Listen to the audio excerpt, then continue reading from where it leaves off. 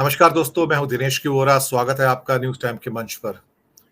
दोस्तों, राहुल अमेरिका क्या पहुंचे, हिंदुस्तान में हलचल मच गई है। सैन फ्रांसिस्को में उनकी जो एक स्पीच हुई है, प्रश्नों के उत्तर दिए, तो जो तिल मिलाहट रूलिंग पार्टी यानी कि भाजपा में हुई है वो बिल्कुल सामने नजर आ रही है। ऐसा लगता है कि राहुल ने कैम्ब्रिज को जहां छोड़ा था बस वहीं से अमेरिका को स्टार्ट किया है। सिर्फ इतना फर्क है कि उनका सारा जो अब आक्रमण है वो पूरा का पूरा मोदी, आरएसएस और साथ में बीजेपी के ऊपर केंद्रित है। वो देश की बात नहीं कर रहे, बल्कि एक अच्छी बात की जब चाइना के ऊपर पॉलिसी के बारे में बात किया गया, रशिया के ऊपर पॉलिसी के ऊपर बात किया गया, तो उन्होंने सीधा कहा कि जो हमारे देश की पॉलिसी है मैं उसका समर्थन करता हूं और मैं उसके ऊपर कमेंट नहीं करना चाहूंगा, विदेश नीति का सवाल है। तो बड़ी मेच्योरिटी का उन्होंने वहां पर मुजाहरा किया है। आज स्टैनफोर्ड यूनिवर्सिटी एक ऐसा विश्वविद्यालय जो दुनिया में शायद सबसे ज्यादा, सबसे बड़ा गढ़ है नोबेल विजेताओं का, तो मुझे लगता है कि वहां पर जाकर कुछ बोलना बहुत बड़ी बात है।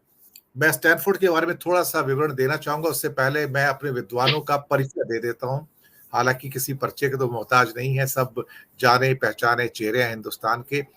हमारे साथ इस समय जो विद्वान मौजूद हैं वो वरिष्ठ विश्लेषक भी हैं, पत्रकार भी हैं। बिलाल सब्जवारी साहब, डॉक्टर अनिल जैन, अनिल सिन्हा जी, आप तीनों का बहुत बहुत स्वागत है। धन्यवाद, नमस्कार, जय हिंद सर।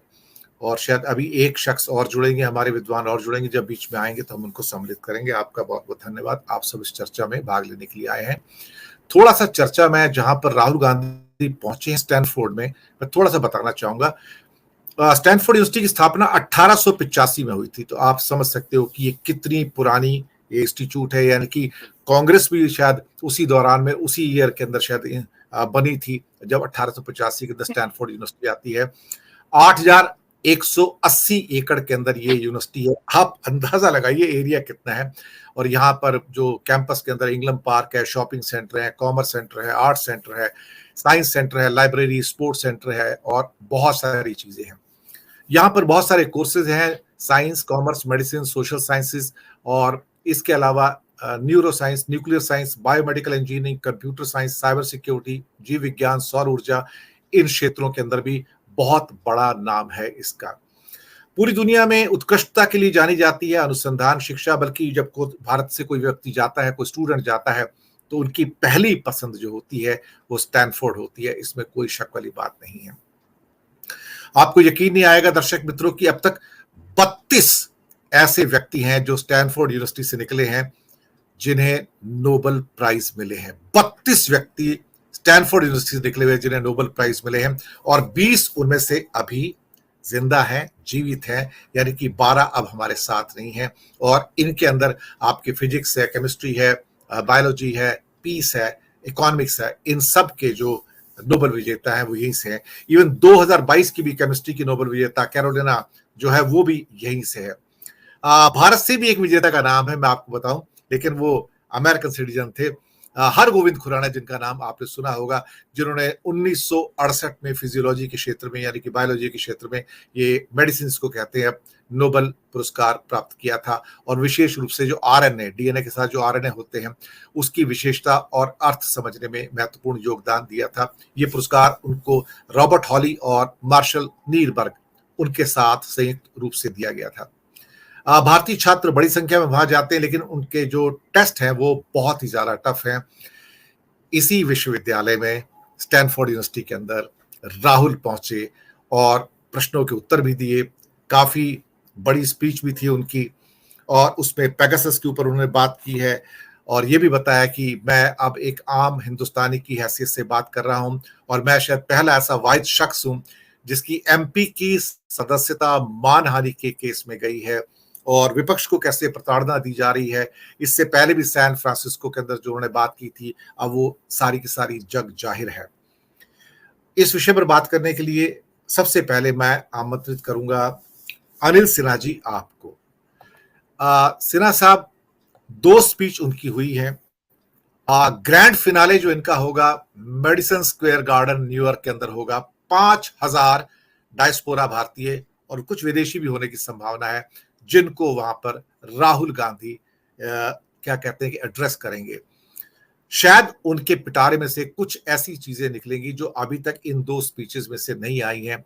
राहुल की इस यात्रा से भाजपा बहुत ज्यादा विचलित है, बहुत परेशान है, उन्हें समझ में नहीं आता और बार बार कह रहे हैं कि मोदी पर अटैक करके देश की छवि को नुकसान पहुंचा रहे हैं।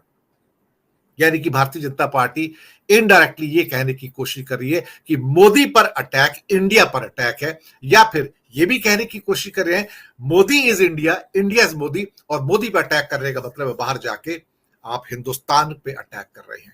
अनिल सिन्हा जी, पूरे परिदृश्य पे आपकी टिप्पणी।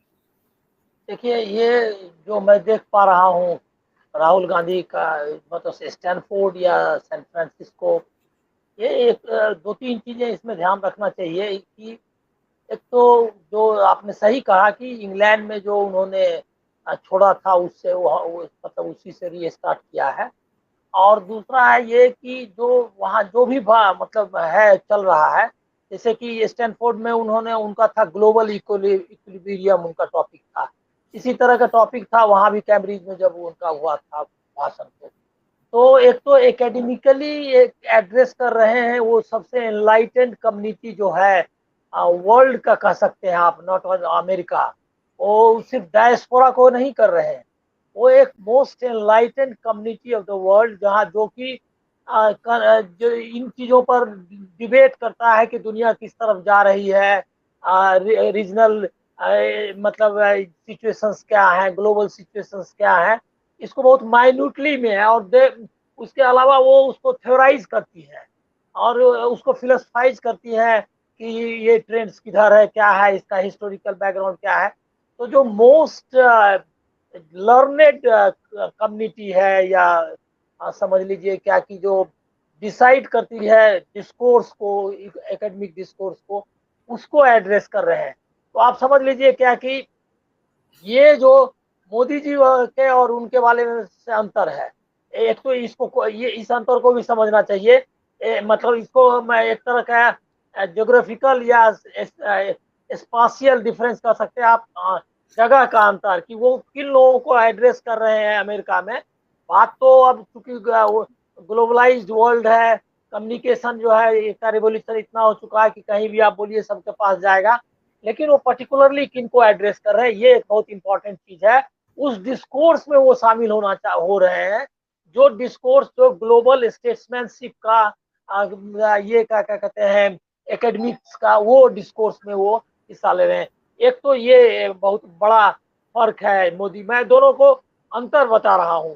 दूसरा एक बड़ा फर्क है, कंटेंट का फर्क है। मोदी किस इंडिया को सेल कर रहे हैं वर्ल्ड में, वो मोदी एक एक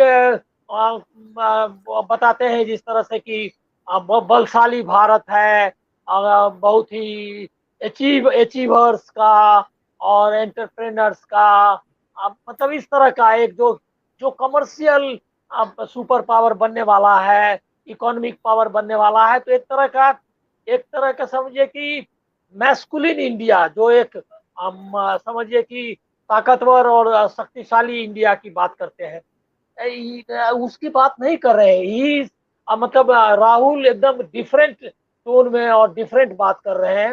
वो है कि ये इंडिया कौन सा इंडिया है, वो इस इंडिया के बारे में बात कर रहे हैं जो इंडिया प्लूरलिज्म में विश्वास करता है, जो इक्वलिटी में विश्वास करता है, जो डायलॉग में विश्वास करता है, डेमोक्रेसी के बारे में डीपली मतलब कंसर्न्ड है, उसको प्रिजर्व करना चाहता है।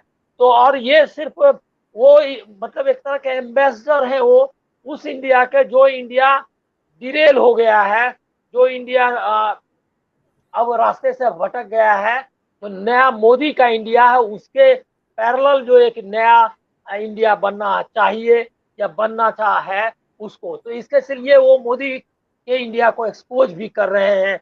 यहाँ डेमोक्रेसी खत्म हो गई है, यहाँ माइनॉरिटीज, दलित सब पर ये अटैक्स हो रहे हैं, और साथ में ये भी बता रहे हैं कि डायलॉग खत्म हो गया है।